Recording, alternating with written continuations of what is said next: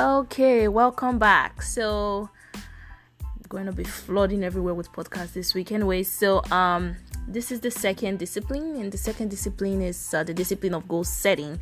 And to those amazing authors, as well as people who are into entrepreneur, you already know there is SMART goals, and I'm going to be talking about all the SMART goals. And when you're setting goals daily, remember, this is daily, this is not weekly, this is not monthly, you do it daily.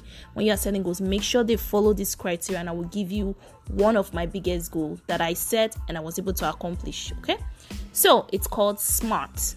S for specific, M for measurable, A for action oriented, R for realistic, T for time frame. Now, I got this. I'm going to reference Teresa Valfoy. I'm going to reference Idiri Edewo. I'm going to reference John Maxwell. I'm also going to reference Brian Tracy. They are the ones who teaches us the SMART goals technique.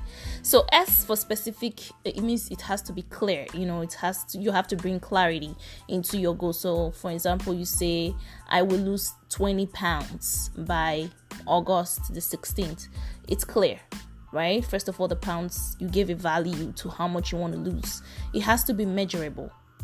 Exactly, pounds. Or if you're gonna get out of debt, you say, you know what? I'm gonna pay $5,000 off of my $10,000 debt by January 1st, 2021. That's measurable, right? Because which means your debt is 10,000 and you're actually cutting it down by 50%. By paying 5,000. So that's measurable. Now it has to be action oriented. I will pay, right? You have to use an action verb. I will pay. I'm losing weight. Like, it has to be action oriented, which means it's going to get done, right? We're not saying we will have to. So for instance, you say, I'm just going to lose weight. That's kind of vague. I will lose weight. It's more action oriented. It means you would do it, right? And then R, realistic.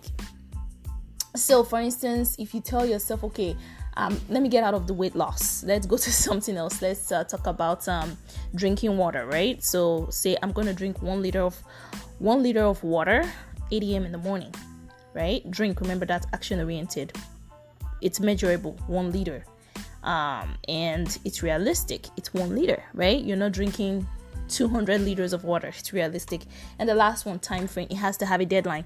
And the best thing to do is give yourself a deadline. And they teach us this in school, though. Although people say university education does not teach us how to invest, save, and do stuff with money afterwards. But university education actually teaches us how to be deadline driven, how to get things done on time. So for instance, if they give you a quiz, they tell you, hey, this quiz needs to be, I remember when I was in the University of Windsor, they'll tell me this quiz has to be submitted before Tuesday. And the thing is, it's okay for you to submit after, but it's not going to be accepted. And I love the fact that the university has like a software, they call it Blackboard, and it's a platform where students can submit their assignments, their projects, their work, or whatever it is. And it's a very great platform because I don't know how it's set by the professors or instructors or supervisors or whatnot, but if you submit the assignment at 11:59 and the deadline is 12, it will take it at 11:59, but the moment the clock says 12, it won't accept it. So you have to be like that. You have to tell yourself, hey, I have to get out of debt. January 2021, I have to make sure my debt is completely paid, and it's a done deal. If I do not pay this debt, there is no feeding for me in the next XYZ amount of days. And you actually, after giving yourself a time frame, you have to give yourself like a punishment if the goal is not accomplished, if the goal is not carried out, if the goal it's not done, right?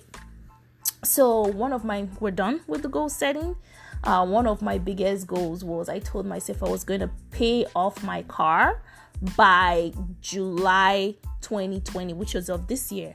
And guess what? I actually paid it off in June. So I paid off the full thing in June.